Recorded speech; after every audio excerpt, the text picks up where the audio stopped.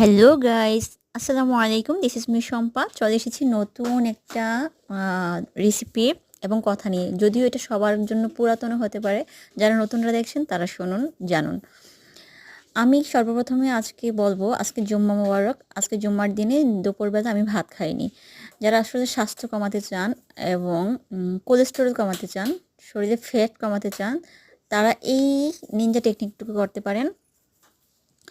যে আমি আজকে কি করেছি, 5টি টমেটো ধুয়ে এটাকে কুচি কুচি করে নিয়েছি, একটি পেঁয়াজ দিয়েছি, 2টি কাঁচামরিচ দিয়েছি, 1 চিমটি লবণ দিয়েছি, একসাথে মেখে এটা দেশি টমেটো ছিল, বেশি টকও ছিল না আবার বেশি মিষ্টিও ছিল না, এরকম ছিল। একসাথে মিহি করে মাখলাম। সাথে সরিষার তেল দিতে পারেন যারা ঝাঁজ নিতে পারে না, শুধু যেহেতু খালি খাবো, যারা ঝাঁজ নিতে পারে না তারা সরিষার তেল ছাড়াও দিতে পারেন। আমি সরিষার তেল আজকে স্কিপ করেছি। আমি কী করলাম, দুপুরে এটা খেয়েছি, এই সম্পূর্ণটুকুই ইনশাল্লাহ আমি খেয়েছি, আলহামদুলিল্লাহ আমি খেয়েছি। আর হচ্ছে 2 চামচ ছোটো মাছ চচ্চড়ি খেয়েছি, যেটা আপনার ভিডিওতে দেখেছেন।